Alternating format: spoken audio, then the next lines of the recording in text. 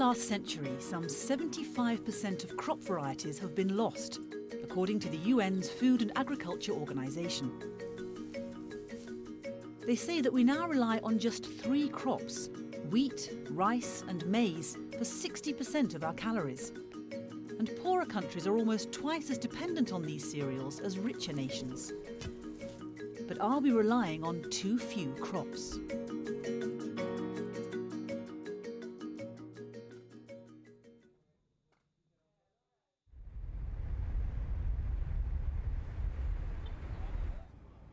In southern India, scientists are on their way to the Collie Hills. An ancient culture is changing, and these scientists believe that some old traditions point the way ahead out of what they see as a future global food crisis. So this is the Collie Hills from here? Yeah, this is the Collie Hill. We are at the base of the hill. Now we will be climbing very soon, and you can see up there where the clouds are touching the hillocks. That is the Collie Hill. Wonderful.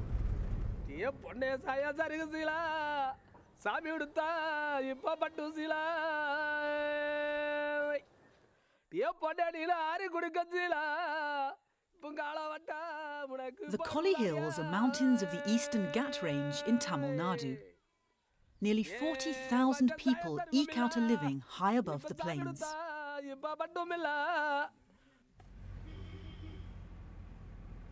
You can see some white lines there, up there. That is a road, when we are winding road. With the 74 hairpin cuts. Wow. We'll be reaching 2100 plus feet above.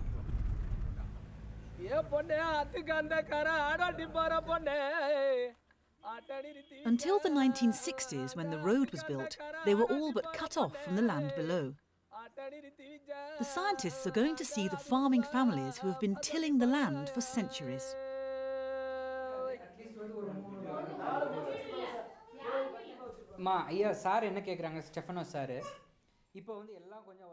They are beginning to have some success in a project to reintroduce a once popular grain, millet. But it's not easy. Millet has been neglected by science and is of little commercial value. Many farmers have switched to cash crops, using the money to buy cheap rice. Although globally now a minor crop, millet is both highly nutritious and very tough. Millet could help provide secure food for the future around the world, especially with the threat of climate change. First of all, I think the environments are going to become more unpredictable, so we need crops that are going to be safe, therefore food security rather than food production and yield. And then I think we're going to have environments in which those crops that are grown locally, we're going to provide food for more than just that local population. They're going to have to feed a wider range of people. And we can't rely on importing and moving crops around the world indefinitely. I think we have to be more reliant on locally sourced foods. Millet was once the main source of nutrition for farmers and their families in the Collie Hills. Their forefathers grew much of the area under these crops. This was the only food crop they can depend on. That time there was no communication system, there was no public distribution system. So this was the only dependable crop for them which can be grown in their hill. But the experts worry that traditional knowledge of how to grow it is in danger of dying out. If we see the farmer who is more than 50 or 60, he is certainly still, recalling in his memory about the traditional farming system.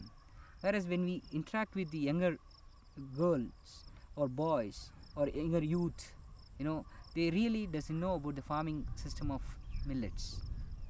I would say it's a kind of cultural erosion.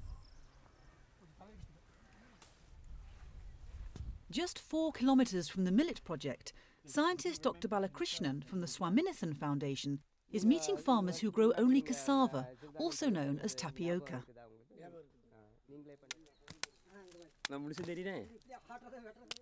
Like millet, it too was once neglected in different parts of the world.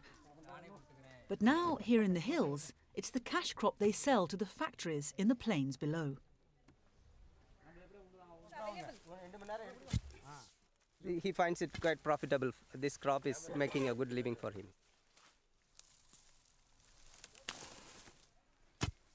ஒரு 10 வருஷத்துக்கு முன்னாடி சிறுதானியங்கள் பயிர் பண்ணியிருக்கீங்களா? இல்லைங்க, அது 20 வருஷமா ஆகிடுச்சு. 20 வருஷத்துக்கு மில்லட் தாங்க விவசாயம். Okay. Only 20 years back they used to grow millets, he says. They've forgotten growing millets since 20 years. அப்போ சொன்னதுக்கு நான் தமிழில் சொன்னேன். இதே மாதிரி வச்சிருக்காங்களா வேற கருத்து? இது வந்து பார்த்தங்களே எல்லாரும் இது மாதிரி பண்றாங்க. Nobody in his village, he says, is willing to go to other crop. Everybody is continuing with tapioca growing.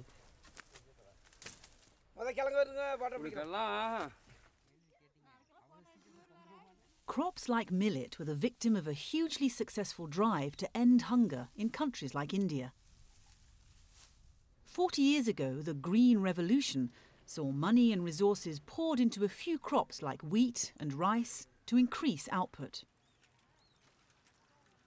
Now we have to develop these farmers' rights resource centers is also equally important. Once you develop this kind of 4 banks, the gene bank... Professor M.S. Swaminathan was at the centre of that revolution. But even then, he could see the danger ahead in relying on very few crops. He wants farmers to grow a wide range of crops. So I cautioned our farmers, and single varieties, genetic homogeneity, these were the words I used, will increase genetic vulnerability to pests and diseases. Therefore, you must have varietal diversity, you must conserve agrobiodiversity. These are all in print 1968 January. Despite these warnings, the last 40 years have seen the major crops throughout the world mopping up almost all research and development spending. If I'm a government and I say, I'm going to spend $1 million of research on rice, I know I'm going to get some return on it because it's a major crop. So even if I improve the yield by 0.1%, it's going to have a global significance.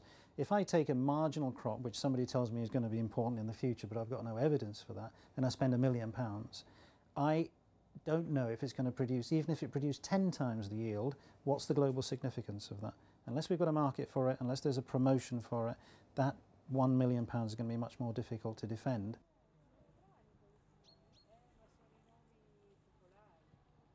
All this part is our orchard. The problem of forgotten crops is not confined to India. Italy, a country famed for its cooking, is losing agricultural heritage.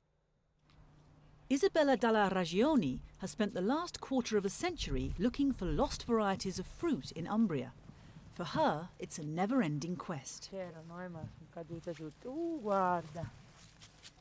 We know that this was very important for the Romans. The Romans used a lot of this medlar. The Romans used medlar to aid digestion. It is just one of the 400 trees bearing forgotten fruits that Isabella has rescued and planted in her orchard. It's not only a nostalgic view, because some of these varieties are very good, very good to sell, and very good smell, good flavor, and so why to lose? Why to throw away?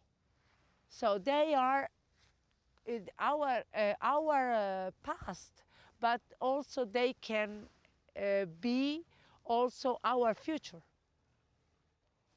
Andiamo. But the question is, how do crops like millets and medlars fight their way back like cassava and get enough investment to be improved, cultivated, sold and eaten once again?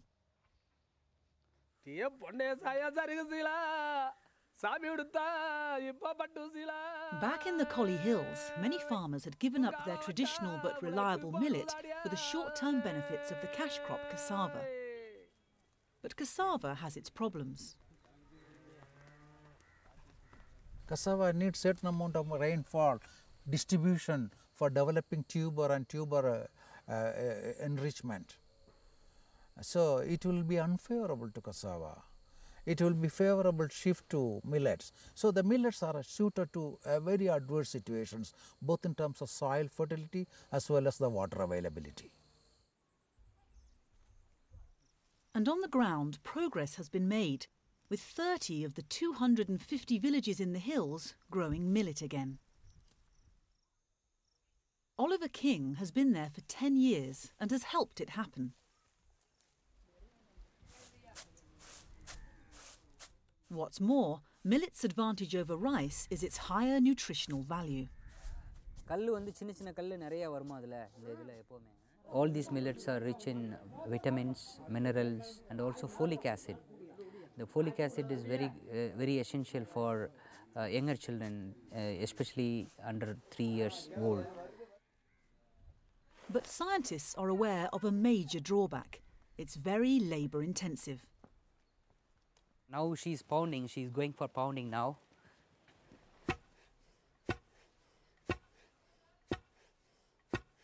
Traditionally she had been doing this, and she's an older lady, but in the younger generation, especially young girls, they don't prefer, no longer they want to do the same.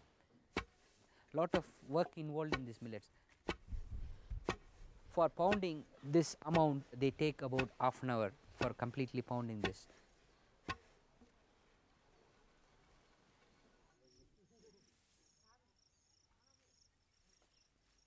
Scientists realise that asking farmers to grow millet for their own good is not enough. They must sell it for cash too. That's the dilemma, you see. We can't be just evangelists and tell them if tapioca gets some more money, then they are poor. They want to have a little more money, not only money but assured market.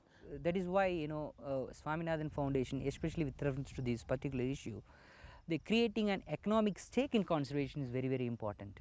We want the farmer, instead of selling his raw harvest at a low rate, want to enhance its value by various processing methods for which we are supplying them various machineries. We are giving them capacity, increase the capacity for processing them, train them for this particular thing, and then we have created a market linkage for them so that they can bring out their own entrepreneurship and enhance it.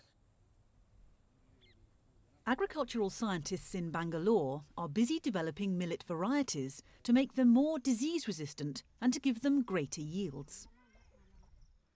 We have developed the production technology, but we are trying to fine-tune it, keeping the objective of minimizing the cost, enhancing the productivity, so that the farmers is benefited by growing this crop.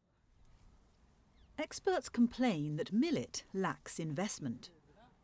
Institutional support is required for production of new varieties and develop new production packages and also plant protection packages. See what is happening, the rice and the wheat, they have been in the public distribution system, PDS system is there, but the force is not there for these millet crops.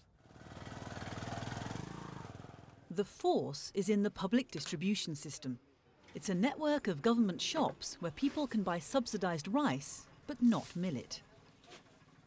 More than 98% of the people of India, they eat rice and wheat, and it has been so for centuries.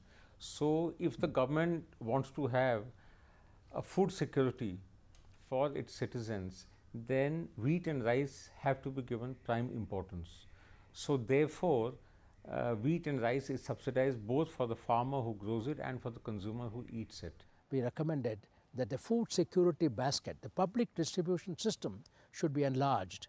Not only wheat and rice, but all the millets. If it is Kolli Hills area or the Namakkal as we say them, that public distribution system should include all these grains. Right now, for what are known as coarse grains like millet and maize, the open market price levels are far above the minimum support price levels. It is not true that we neglect millet and other coarse grains. It is just that they don't, as of now, because of market price conditions, need our support.